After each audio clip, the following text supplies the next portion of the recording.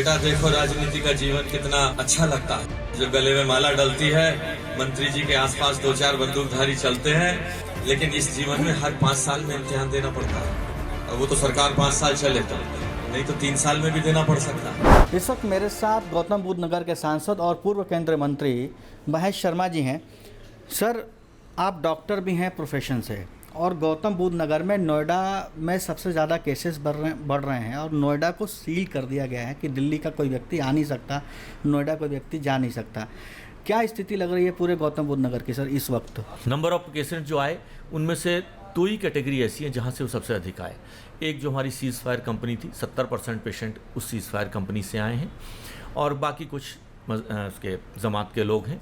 बाकी यहाँ के लोग समझदार हैं।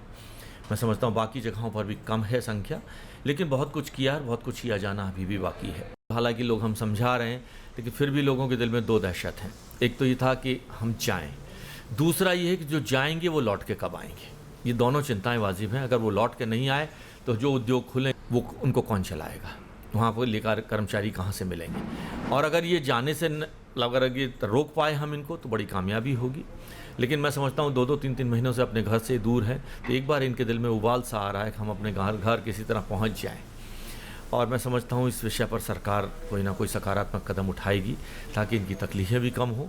इनके दिल का जो भाव है कि हम चले जाएं, और ये चिंता डेफिनेटली जब आपके पास है तो इंटेलिजेंस के पास भी होगी। सर, आपने अपने तरफ से व्यक्तिगत रूप से कोरोना के लिए क्या किया है? हो सकता है आपने कई खर्चे किए हों, वो भी हम जानना चाहेंगे। सर, पार्लियामेंट्री बिजनेस के जो दर्शक हैं वो जानना चाहते हैं कि महेश शर्मा जी ने गौतम बुद्ध नगर में अपने MP लाइट फंड से कितना खर्च किया है, और जैसे मास्क, सैनिटाइज़र और जो भी इम्पॉर्टेंट चीज़ें हैं इस लड़ाई में लड़ने के लिए, उसमें क्या व्यवस्था की जा रही है? देखिए, हम लोग एक व्यवस्था के तहत काम करते हैं।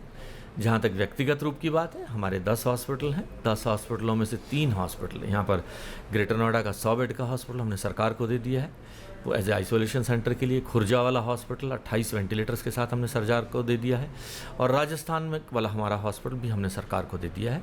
जो तीनों हॉस्पिटल व्यक्तिगत कैलाश हॉस्पिटल ग्रुप की तरफ से हमने समर्पित कर दिए। उनमें काम करने वाले स्टाफ भी हमारे होंगे और मशीनें भी हमारी होंगी।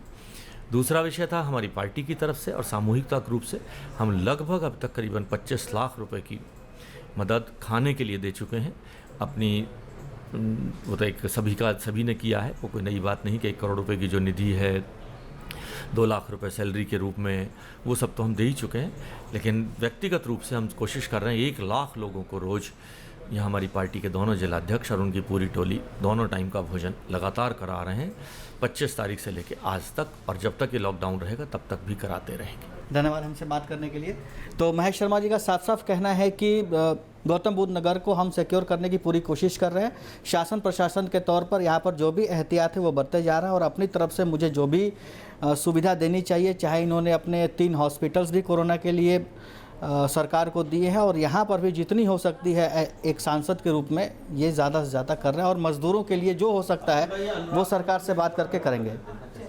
दिल्ली से कैमरामैन उमेश के साथ अभिषेक दुबे।